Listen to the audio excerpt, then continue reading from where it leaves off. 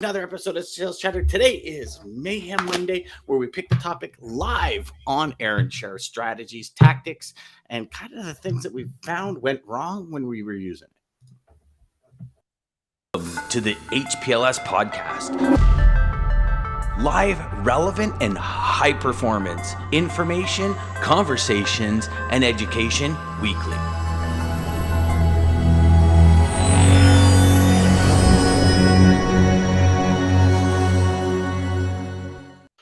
Whoa, what did that come up on your side, DJ? Because I have a tie.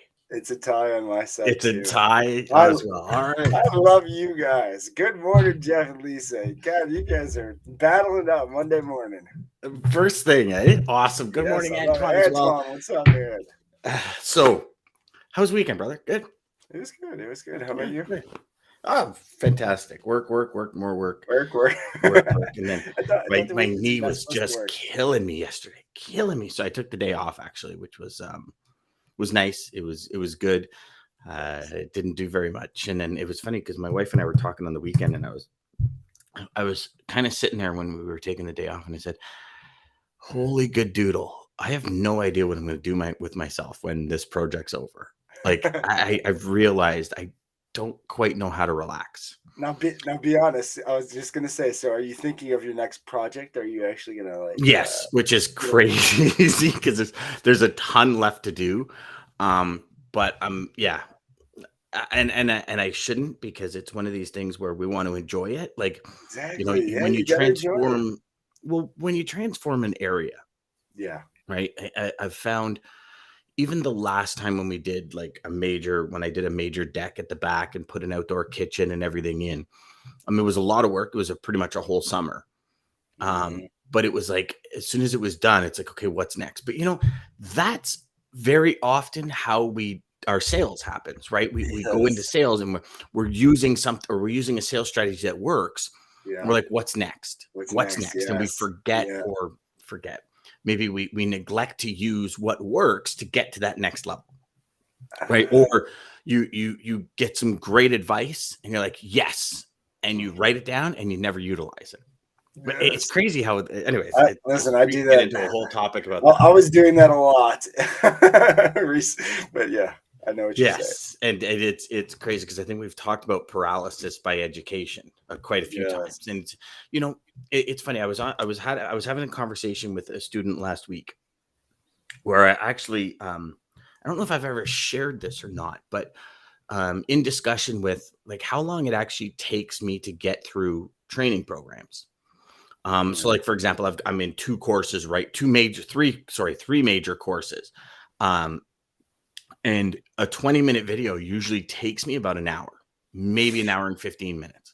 Notes? Because it's like you hear a portion and you stop, and I make sure I kind of map that out, and then I move to the next, and I map that out and I move to the next. And the last thing I do on the map is, how do I implement it now? And it's so it takes me a while, and I've once I shared that with this gentleman, it was like, really? And I said, yeah, because it's sometimes we have this speed to get to where we want to go. And I don't know if you remember when we had Bob Berg on a while ago, but he had said, you can't push a rope down a hallway, you can pull it. And I don't think there's a better analogy for a Monday morning. How many of us have tried to push a Monday through because we had a crazy weekend, or it was like Super Bowl pushing that rope? Yes. Yeah. And you're trying everything you can, and then the rope's around you and it's coming up over your hands, and you're just like, oh, you're getting so frustrated. Get out of here. Yeah. And instead of walking down to the end of the hall and going, so I don't know. But I don't even know how that came up. I like it. Oh, the weekend. How was your weekend? Great analogy. So, cheapers. Did we just go off the rails there, brother? Or what? I hope it helped. I hope it helped somebody. So here we go. We got a full list. We're gonna go. Ready? What strategy? Stop. I want one of those first ones. Unless unless the pile changes. Okay, so this is actually a really good one. Jeez. It's amazing how things connect. So, intention with every interaction. when a call goes off the rails, intention brings it back. Our conversation just went off the rails. Intention brings it back. Set intention before any action, the difference between doing or doing to accomplish a mission. So those were some of the points that I put down with intention for every interaction. So when you hear that, what do you immediately think of, DJ? Well, again, it goes back to our talk of obviously the Oprah. We've said this a few times when we did talk about intention, but starting the meeting with intention. But I think even before that, it's the plan, and that's where I think that whole rope analogy really ties in perfectly. If you plan your week, you can be at the end of the week pulling that rope. But if you're just reacting or not really setting that intention. I mean, everything I do has some sort of intention to it. I mean, wearing the Cleveland stuff, I'll say it. I'll throw myself out there on blast. I have been trying to move out of here forever. I've been to North Carolina, Phoenix. I've been everywhere.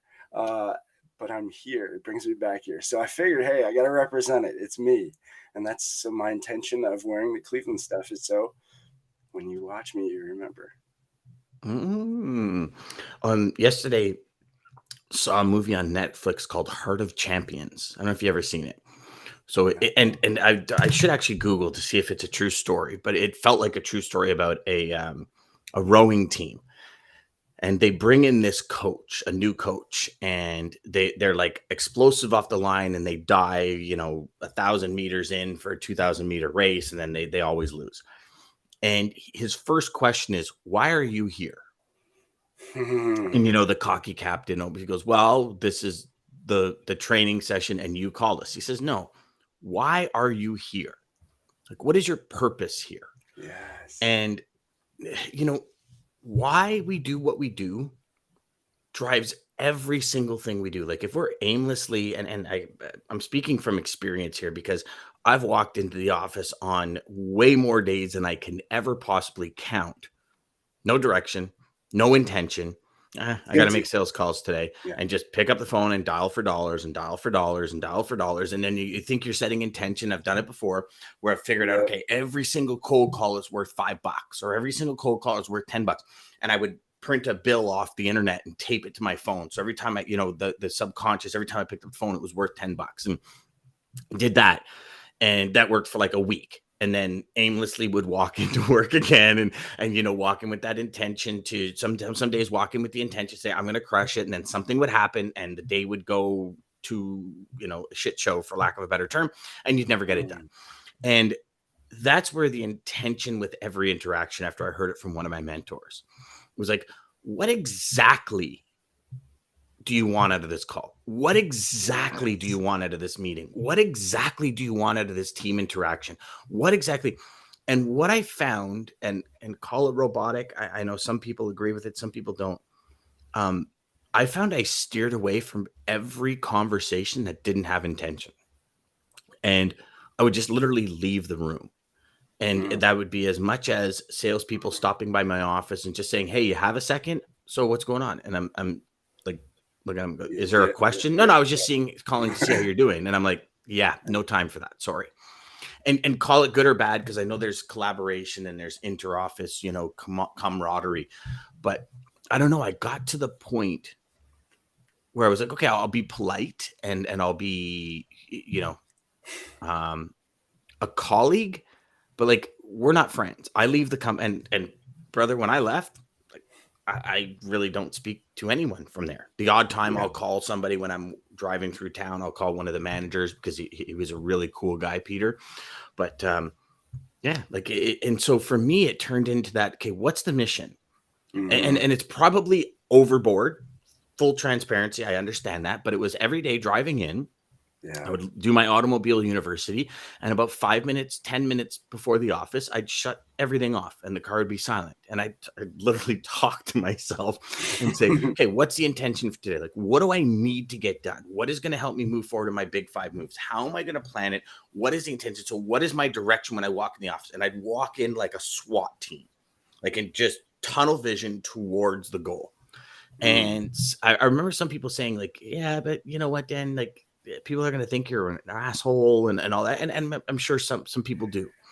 But I don't know. I find that when we have that intention and listen, maybe I took it too far again, but what if you block out an hour and set a like super intention and just get it done? And then block out another hour and then get an intention. And maybe you block out 30 minutes to walk around the office and say hi to everybody. And the intention is to maybe, and here's the set point on this, right? What is the intention of walking around the office? Is it to make people feel better when you leave than when you got there? Great intention, right? Is it maybe to help them become great conversationalists and ask them really great questions to help them? Maybe it's to practice how to ask questions for your sales calls. Like there could be all these intentions when it comes to chatting with colleagues. You know what I'm saying? Does that make sense? Oh yeah, no, absolutely. And I think you nailed it on the head when you said blinders on. I mean, that is what, when I think of intentions, when I think of setting clear, Tom Bill, you talked a lot about clarity, and he think, just first principle, thinking from first principle, and really just being super clear on things. And I've always really just simplified that. So I think that was something that was always easy, that made me kind of take those risks. But I think that's what we have to realize, guys. If you feel like and I've done, Dan, you said it, I'm guilty of it all the time. You feel like you're wandering around, like you have no clue what you're supposed to do in the next 15 minutes or next, even in what you're trying to do, period. You're walking around aimlessly. Stop and just give yourself a minute and really set, like Dan said, have that talk with yourself. I do the same thing. Okay, why am I doing this right now? What am I either running from? What am I hiding from? What am I delaying doing? What is going on? But I'm not doing what I'm supposed to be doing. And when you have those clear intentions, it's like you have blinders on, like a horse, like the dude on a horse, and you're just, you can follow that path. You're dead set on the path. And I love that you said, what am I hiding from or what am I avoiding? Oh, it's true. Like True. If we think about that for a second, right? Like even to the point where, 10 to 12 is sales calls and 10:05, you haven't picked up the phone. That 5-minute procrastination is because of something. Yes. And as much as some might say, oh, well, I had an operational issue. Nope. Because if you would have stepped up and done that operational or checked in with that 30 minutes prior than when you did, you could have had it resolved by then. If you have a team, like there's ways to ensure you're set and ready. If you set the intention from 10 o'clock on, I'm making calls. 10 till 12, I'm making calls. So with that intention, how do you start with the end in mind and work backwards? Yes. Okay. So on days when I'm 10 to 12, call it Monday, Wednesday, Friday, 10 to 12, I'm going to go into the office 30 minutes early. I'm going to get my check calls done 30 minutes. And that only comes with intention, knowing this is what I'm doing when, and this is why I'm doing it, which brings us back to the beginning with the Heart of Champions. The first thing this coach said, why are you here? Yeah. And I'm sure I've shared the story about Mike when I had the conversation of, your why and everything. And he came in on the Monday morning and quit and went to become a cop because his why was to be a cop. Went to be a cop. Yeah. Yeah, it was crazy. And it was like, I thought awesome, he gave this super motivational speech and he quit. And I was like, I appreciate that. I mean, he set clear. I mean, you cleared his, and that's sometimes what we have to do to ourselves. That's what that talk is. I mean, it's okay. Why is this path not clear for me? What is wrong with this path? Yeah. And it's just, okay, let's get this shit out of the way and let's figure out why, and that's what you did for him. I mean, clearly. Yeah. So, and the thing was, I had meant it to come back in on Monday morning. Oh, yeah. Like a firestorm for this office. And he came in for a firestorm for what he really wanted to do. So in the end, it was still a great talk. Not quite on the level I wanted for the company, but it was still a great talk. And that was where intention kicked off. And it's funny because I watched him because he was one of those individuals who kept me up to date. And, awesome. Watched, I guess, is an operative word, but I watched him go through school with some of the highest marks. I watched him, like he would send me emails and texts saying, hey, listen, just want to let you know, like I'm on day 50 of my workout schedule. I'm getting strong. And I was like, wow, thanks, man. I appreciate it. Keep me in the loop. And he flew through one of the youngest people I've ever heard of to get put on force, right? Like that was intention at its fullest. And yeah, it's interesting because we've all operated with intention at some point. It's like, you know, you wake up in the morning, you say, this is what I want to accomplish, whether it be, you know, personally on the weekend. Okay, we got to do all the yard work, got to do this. And it's like, you know, head down, SWAT team it, get it done. And you're like, oh, that was awesome. I got it done. And then there's kind of that non-intention on a sales call. Yeah. Right. We've all had intention on a sales call, and then we've all just picked up the phone to make a sales call. And what's the intention? And you know, breaking it down even more is, okay, what's the first intention? The first intention is to get a hold of the right person. So sometimes that means going through a gatekeeper. So the first intention is to wazzle dazzle and get through the gatekeeper. Second intention is to capture the prospect's attention. Then the third intention is to get XYZ information. And the fourth intent, you know, and there's all these steps that I truly believe if we operate within, like, okay, I want to qualify. So the first thing I'm going to do after I get their attention is I'm going to qualify them. Mm-hmm. And until I qualify them, I can't move on to the next thing I want to accomplish. Exactly. And it's like anything, like if you've ever done construction is a really big teacher of intention. Because you sit there and you're like, okay, I want to fix that. Okay, what's the first step? Sometimes the first step is destroying it in order to fix it. Because the best way to do it is destroy it. Right. And that means, you know, ripping trim off or, you know, like all of these things. It's like, okay. And then what's the next step? The next intention is to level everything out. The next intention is to shim, you know what I mean? And there's all these intentions, which are actually just steps in the process. Such a great, and such a great analogy, because construction, just like putting furniture together. I know you guys are, everyone's got to be guilty of this, but you thought, oh, I could put this together without looking at the instructions. You put it together, and then you're like, shit, I had to do this before this. Oh, no. And then you got to take the whole thing apart. It's because, I mean, that's intention in its clearest form. I mean, that's if you're not following your steps with intention, you're going to get lost. Because here's the thing. Everyone watching and listening has succeeded in some way, shape, or form. And I don't care if you're just starting in this industry and you haven't moved the load or haven't landed a customer. You've succeeded in some way, shape, or form. So if you're in that position, go to colleagues that you know and ask them, like, what are your steps to go through? And create an intention, like, and ask a couple of people, because, you know, this singular position is typically not a very good way to adopt your personality into something. Because I remember I took one person's, when I first started in the industry, I took one person's way of doing it, and I thought I had mastered it. And all of a sudden I learned something else, and I was like, ooh, hold on. And I integrated that and like got double the results. And it was a big learning experience, because for 5 years I did it one way. And I thought that way was working, but there was another way that was so much better. But it's just I was blind to it, right? Yeah. Oh yeah. Nerv's got some good comments. Nerv, you cracked me up, man. Here we go. Oh, jeepers. I didn't even realize all of these. So hold on. Nerv says, good morning, DJ and Dan. Office a whole. How are you guys? Office a-hole. How are you guys doing? Office a-hole. How you guys doing? Good, brother. I used to walk around the office and people stare at my Greek mythology physique. His parents. He's like 6'6" and 280, isn't he, or something? Yeah. It's like Ronnie Coleman over there in his prime. What are the intentions? Are they yours or someone else's? Do others hustle you, or are you driven by goals and objectives and objects? What are your goals and objectives? What do you want? Write down, honestly think about them, act on them.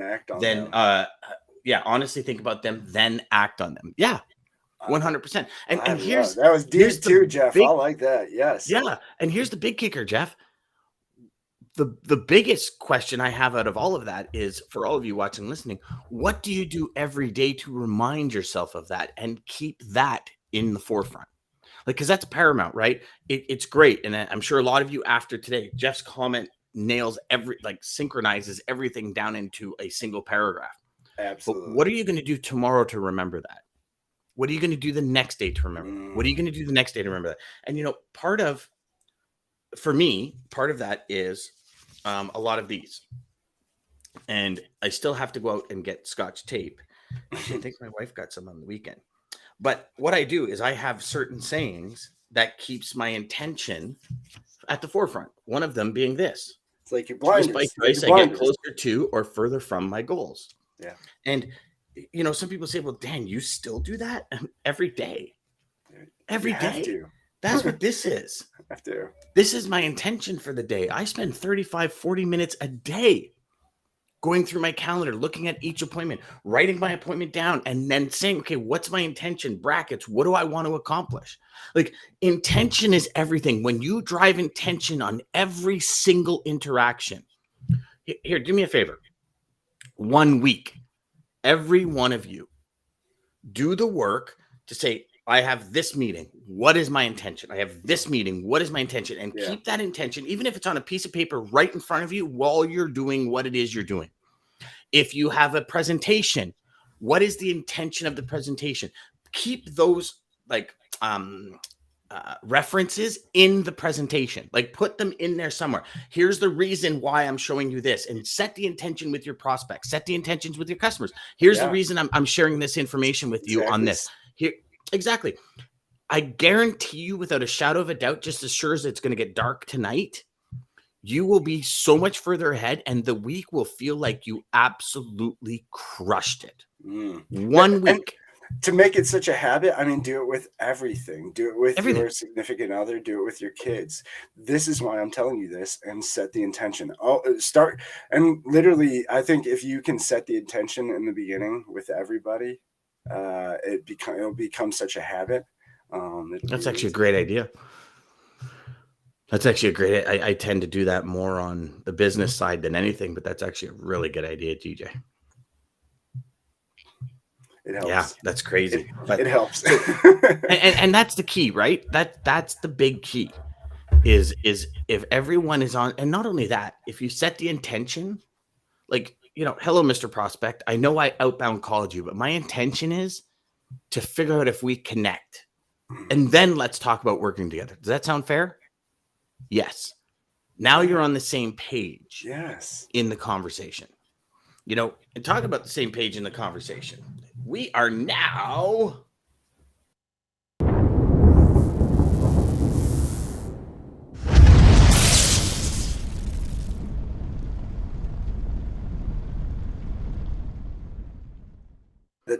late of the day. And here's actually a really interesting one. So the lane of the day today is in the reefer market. It's Houston to Omaha. Okay, so Houston to Omaha, when it comes to month over month or year over year, month over month, we're up about 10 cents. Line haul rates trending back and dropping around 30 cents a mile since March. 13 cents a mile higher than May on average. So that's your lane of the day with your exact Houston to Omaha. And it's funny because, I mean, it's kind of a lane where you're like, Omaha. But, like it was I always found that there was very few trucks in Nebraska as a whole. And maybe it was just more of a Canadian thing, but I always found that. And so when we're trending back up, after dropping 30 cents a mile since March, to go up 13 cents a mile in the last week is saying there's a push, right? There's a push going out there. Maybe. Could it be? Yeah, very well could be, because it's coming from Houston. Very well could be. Maybe we'll ask Dean on. Well, it's reefer, right? So, well, I never know. Maybe it's produce coming in because it's not quite produce season in Houston yet. But actually, it is kicking off, right? So it's it'll be interesting, and we'll obviously have an update of that at the end of the week, as to kind of what's transpired and all that. But that's your that lane of the day, everybody. Yeah. So back to it, DJ. What are the? And I know we're. Actually, we'll be pretty good on time. We're doing pretty good. We're facing. We're not getting ahead of ourselves. I'm watching the clock, so we're not going to go over too much. I promise. Yeah, but you know what? Thank you to all of you that actually stay with us a little bit longer and stay in the conversation. We really appreciate it, because here's the thing: we understand. Like, y'all aren't just waking up in the morning saying, I don't know what I've got to do today. You got things to do. You got customers to serve, and to be here with us is amazing. So you are setting your intention to start the day right, and we want to help you start it right. I like how you put that in there, DJ. That was good. So what are some tricks that you use? What are some triggers? What are some of the things that you use to set intentions throughout your day? So honestly, it's the book. I mean, I use a planner too. This Zig Ziglar book, guys. If you don't have a planner, if you don't have a planner you're already using, man, this Zig day planner. I mean, it really helps you set your intentions, because even the way it's designed is, okay, what are your big goals? Okay, now take those goals and you're going to make those your weekly goals, and now do this, and I mean, it literally is setting intention in every single. I mean, where I am, so Sunday nights that's my thing, and then at the end of every night before I go to bed, that's what I'm looking at, and just breaking down, what do I have to do next. I feel extremely lost and extremely frustrated if I don't know what I'm have to do next. It's like I need to be planned out. I figured that out later on in life, but yes, I need that structure. I need that guidance. I need that clear path. Otherwise, I'm sidetracked a million ways. So just really knowing. I guess the trigger for me is my internal. I've become extremely self aware. So if I feel like I know, because I use a calendar. I mean, I think my phone's beeped like 10 times right now in my lap. Like, oh, you got this coming up. Oh, you got this coming up. And it's little notifications, or my calendar and my phone. Again, good triggers to just keep me again on track. It's those blinders keeping me focused. But without those, I'd be lost. I'd be lost. Okay, that's actually a great way. I choose 3 words to set my life by: energetic, enthusiastic, and impactful. And I set those 3 words to go off 5 times a day as one trigger for me. So if I'm feeling low on energy, energetic, enthusiastic, impactful, those are the words you want to live by. That's the note, kind of every 3 to 5 times a day. Same thing. I most nights I sit down with my agenda. If I don't do it at night, I do it 45 minutes, an hour in the morning. I ask myself certain questions: who needs me on my A game, all that kind of stuff that we've been over a couple of times. One thing I do is I say, what can I get excited about today? And I answer that in depth. What word describes me today? I answer that. I look at my notes all the time. And for me, the biggest thing for me when it came to intention is every single thing that I put in my agenda, as I write it and as I book the meeting, because I don't know about you, DJ, but I like have meetings booked a month out, right? And you have a conversation with the individual, and this is where the next setup and the intention of the next setup done in the present really helps. Because what I do is I set the meeting, and then in brackets, like in my calendar and in my agenda, I put under notes, like personal notes, not that get sent to the invitee. Oh, yeah.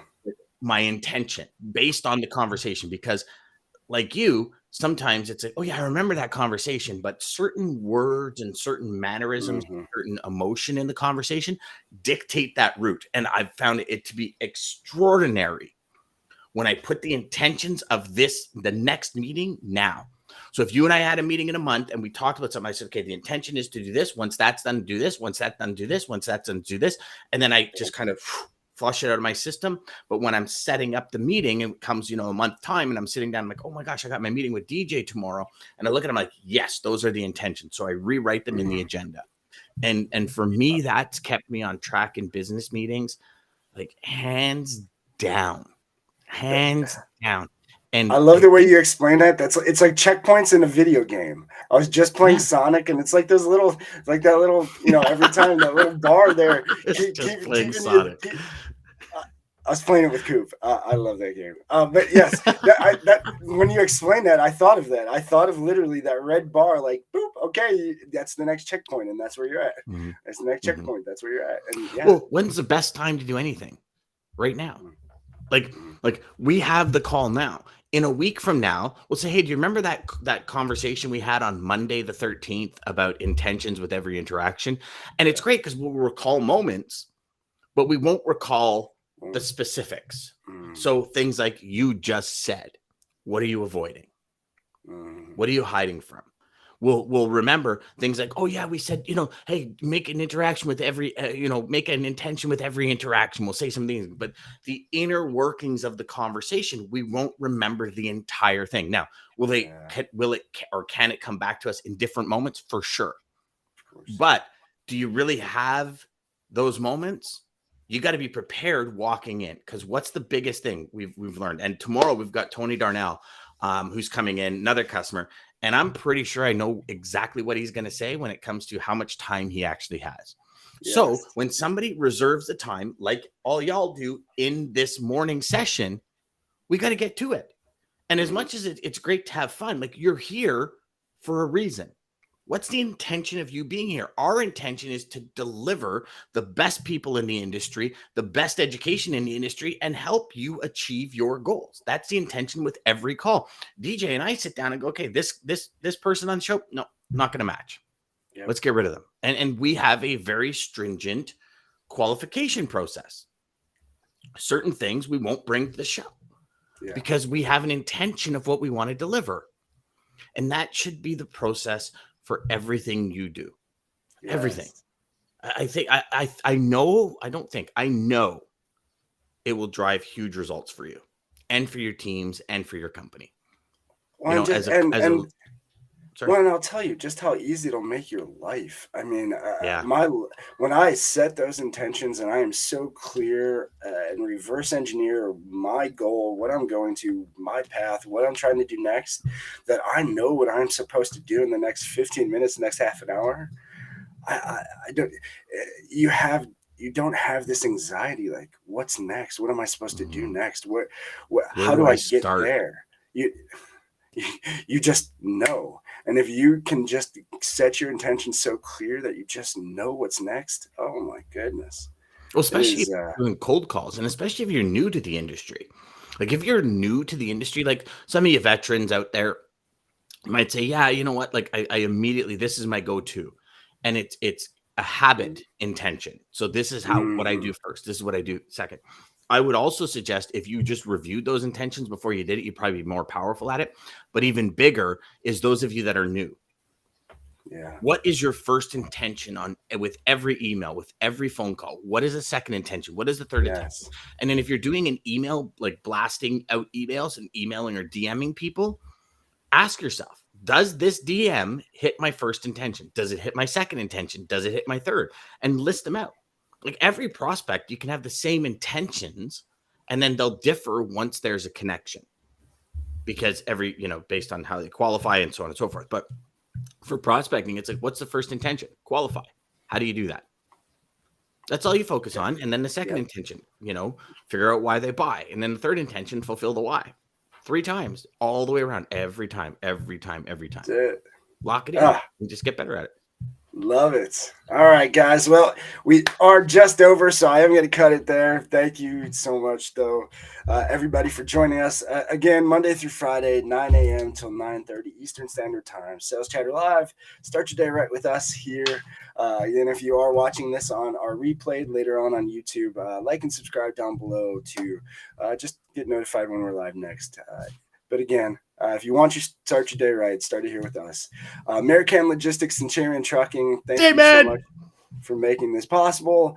Check out their little Dan's amazing voiceover. Dan, you have a great.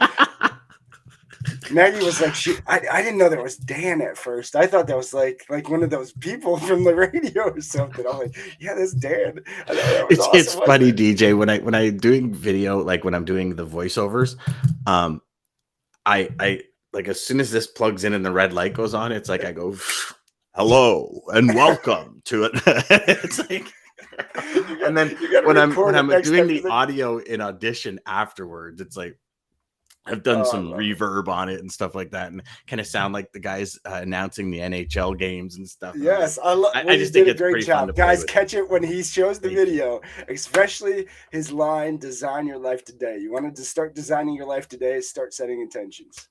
That's what I can killer.